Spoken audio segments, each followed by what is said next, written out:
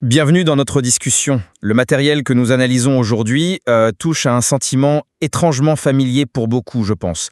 C'est celui d'être un peu à côté de sa propre vie. En apparence, tout fonctionne, les journées s'enchaînent, mais il y a cette sensation persistante que quelque chose sonne faux. Ce n'est pas une crise, pas un drame visible, non, juste un décalage intérieur. Le texte qui est à l'origine de notre échange suggère que ce malaise est une réaction à un monde qui va trop vite. La question qui se pose est donc fondamentale. Est-ce que cette fatigue moderne est le symptôme d'un système social devenu insoutenable ou est-ce qu'elle révèle une crise de sens beaucoup plus personnelle, plus intime? Je défendrai la première idée. Nous sommes épuisés par les pressions du monde extérieur. Et je soutiendrai, moi, que ce monde extérieur ne fait que révéler un vide intérieur. Cette fatigue est avant tout un signal que notre boussole personnelle est cassée. Pour moi, ce qui est frappant d'emblée dans ce texte, c'est à quel point il pointe du doigt une cause externe. Vraiment, il met des mots sur un diagnostic collectif. La fatigue n'est pas présentée comme une défaillance individuelle, mais comme une conséquence logique et même presque saine d'un environnement qui, lui, est devenu toxique. Les mots sont très clairs, je cite « On vit dans un monde qui va vite, très vite, trop vite pour nos corps, trop vite pour nos esprits ». Voilà, le coupable est nommé. Ce n'est pas une vague impression, c'est posé comme un fait. Le texte va même plus loin en détaillant les exigences de ce système. On nous demande d'être performants, motivés, adaptés. C'est une liste d'injonctions permanentes qui nous pousse hors de notre propre rythme. Et la preuve la plus parlante, à mon sens, c'est le profil des personnes les plus touchées. Ce ne sont pas les plus faibles ou les plus paresseuses. Au contraire, le texte dit que ce sont les personnes sensibles, engagées, consciencieuses qui s'épuisent le plus. Pourquoi? Parce qu'elles ont, je cite encore, tenu longtemps. Elles ont joué le jeu, elles ont porté beaucoup, parfois trop. Cette fatigue n'est donc pas une honte, c'est presque une médaille, la preuve d'une résistance honorable face à un système qui est devenu déshumanisant. Je lis les mêmes phrases, mais j'entends une musique complètement différente. Vous parlez du décor, de la toile de fond, et je suis d'accord, le monde va vite, il est exigeant, bien sûr, mais pour moi, le cœur du texte, son véritable message, se situe ailleurs. Il est entièrement tourné vers l'intérieur. Le vrai problème n'est pas la vitesse du monde, mais notre incapacité à y trouver notre propre allure, notre juste allure. Tout le langage utilisé est celui de l'intime. La fatigue, nous dit le texte, essaye de te dire quelque chose. C'est un messager personnel. Le but n'est pas de faire plus, ce qui serait une réponse aux exigences externes, mais de, je cite, comprendre pourquoi on fait encore. On déplace complètement le problème. De la performance, on passe à la signification. Et regardez la solution qui est proposée. À aucun moment le texte ne suggère de militer, de changer le système ou de se révolter. Non, il propose de se réaligner, de retrouver du sens, d'aller plus juste. Ce sont des actions introspectives. Il rejette même les outils de la performance externe comme plus d'objectifs ou plus de discipline pour leur préférer une simple autorisation intérieure. Je n'ai rien à prouver aujourd'hui. Pour moi, c'est clair. Le monde extérieur n'est que le révélateur d'une déconnexion profonde entre ce que nous faisons chaque jour et ce qui nous anime vraiment. Mais en vous concentrant sur cette quête de sens, vous ignorez la réalité très concrète de l'épuisement qui est décrit.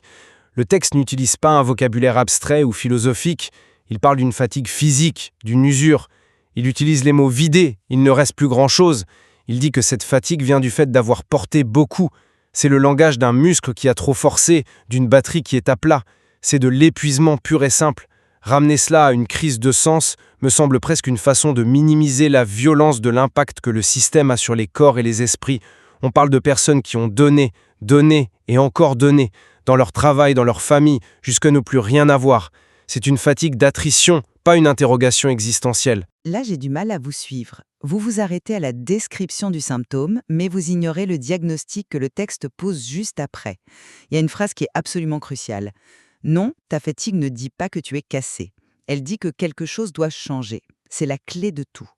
Si c'était une simple usure, comme vous le dites, alors le message serait « tu es cassé, repose-toi pour réparer la machine ». Or, le texte dit l'exact opposé. Il ne s'agit pas de réparer mais de transformer. Le problème n'est pas le niveau d'énergie, c'est la direction dans laquelle cette énergie est dépensée.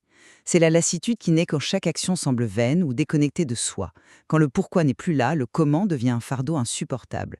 La question centrale que pose cette fatigue n'est pas « comment puis-je recharger mes batteries ?», mais bien « pourquoi est-ce que je continue à faire ce que je fais ?»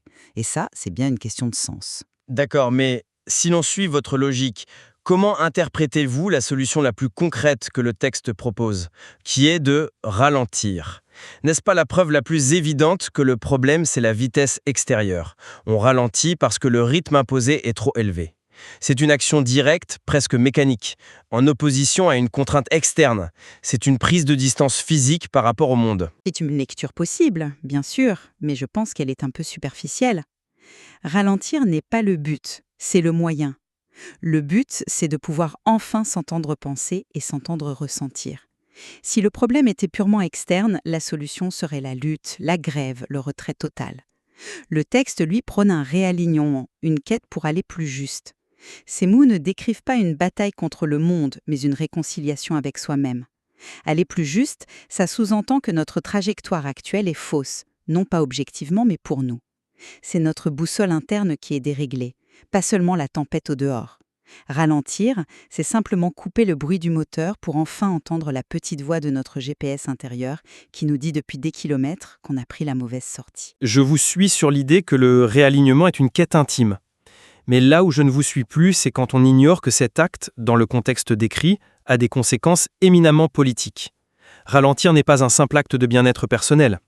Dans une société qui sacralise la vitesse, la performance et la productivité, choisir de ralentir est un acte de résistance. Une résistance passive alors, hein? Une sorte de fuite? Pas du tout. C'est peut-être la forme de résistance la plus active qui soit. Le refus de participer. S'autoriser, comme le dit le texte, à ne rien prouver aujourd'hui, c'est un rejet frontal de cette culture de la performance. Ce n'est pas un acte passif, c'est une affirmation délibérée de ses propres limites humaines face à un monde qui prétend ne plus en avoir. Le réalignement dont il est question n'est pas une quête éthérée, c'est un acte concret de survie et de préservation de soi. C'est refuser de se laisser consumer par le système en réaffirmant ses propres besoins, son propre rythme. La boussole interne n'était pas perdue, elle était juste inaudible à cause du vacarme ambiant. Ralentir, c'est baisser le volume du monde pour pouvoir l'entendre à nouveau. Mais si cet acte de ralentir est une forme de résistance politique, son objectif reste purement individuel et aisé dans la préservation de soi. Un acte politique vise généralement un changement systémique. Or, rien dans le texte ne suggère que ce ralentissement a pour but de changer le monde. Il a pour but de se sauver soi-même. N'est-ce pas une forme de retrait, un peu égoïste, plutôt qu'un acte de résistance?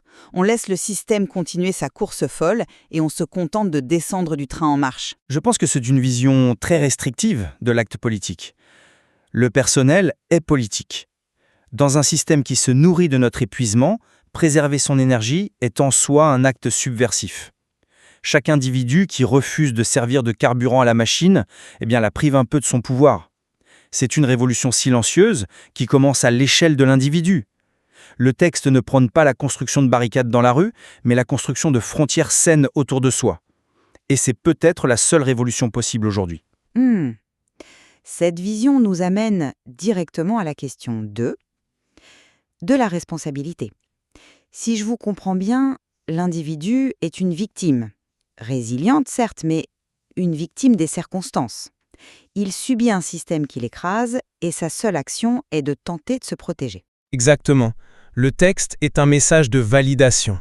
Il dit aux gens « Vous n'êtes pas faibles, vous n'êtes pas dépressifs, vous êtes les survivants d'un environnement hostile ». En affirmant que la fatigue n'est pas un signe de faiblesse, mais la preuve d'avoir tenu longtemps, il déplace la responsabilité. La cause du mal-être est extérieure. L'individu n'est pas la source du problème, il en est la conséquence. C'est un message profondément déculpabilisant.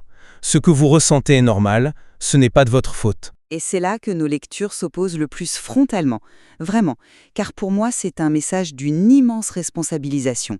Si l'individu est purement une victime, alors il est aussi complètement impuissant. Il doit attendre que le monde change pour aller mieux. Or, ce n'est absolument pas ce que dit le texte. En insistant sur la capacité de l'individu à retrouver du sens, à se réaligner, à écouter ce que la fatigue essaie de le dire, le texte lui rend tout le pouvoir et donc toute la responsabilité. Il ne dit pas « le monde est le problème, subissez-le ». Il dit « votre réaction au monde est le signal, utilisez-le pour changer ». C'est un appel à l'action personnelle. La solution est entre nos mains. C'est un message d'empowerment, pas de victimisation. Mais ne voyez-vous pas le risque d'un tel message absurde? Pour quelqu'un qui est déjà vidé, épuisé, Lui dire « la solution est en toi », n'est-ce pas lui ajouter un fardeau terrible? C'est une injonction de plus. En plus d'être performant, adapté et motivé, il faudrait maintenant être capable de se réaligner et de trouver du sens. Ça peut être incroyablement culpabilisant.